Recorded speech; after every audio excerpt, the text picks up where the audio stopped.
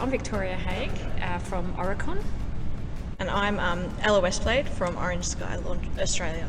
Can you tell us a little bit about what Orange Sky does? Orange Sky is a free charity that provides free laundry and shower services to people affected by homelessness across Australia and also in Auckland. So we've got 29 vans across 27 locations it's powered by 1,500 volunteers, so it's a really big organisation. And what we're trying to do is make a significant impact in improving people's lives. Yeah.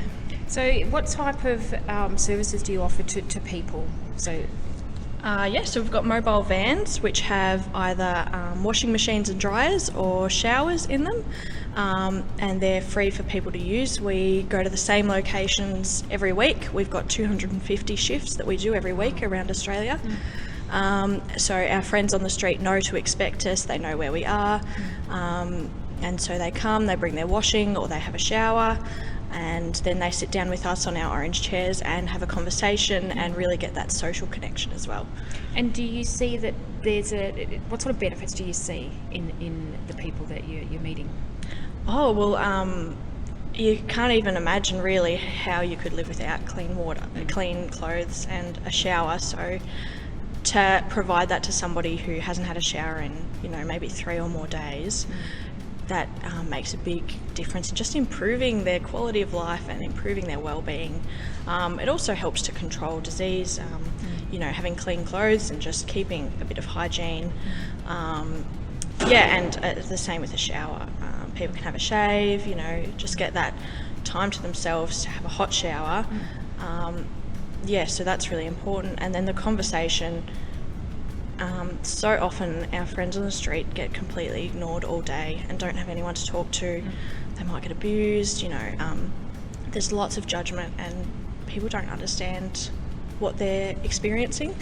So having a conversation that's completely free of judgment and telling us their stories and just talking about anything, politics or whatever's going on in their lives or in our lives, it gives them a bit of normality. Yeah. And they know to expect you every week or absolutely. That regular contact.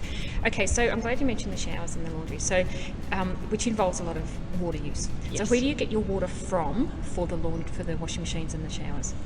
So all of the vans have water tanks in them. So one for clean water and then one for the water we've used. We can also plug into a tap where we are and keep pumping more water into the van, however much we need.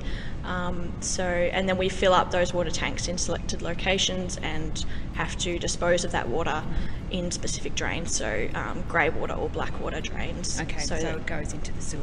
Yeah. So do you find that you're limited in, because you only have so much capacity in that dirty water tank, do you find that you're limited and that you have to pack up earlier than you'd like to because you've run out of storage space for your wastewater? I haven't had to do that.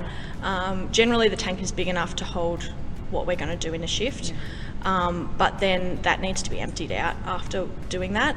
And that can be a really lengthy process for some volunteers. It takes an extra hour or more out of their day. And that's, I guess.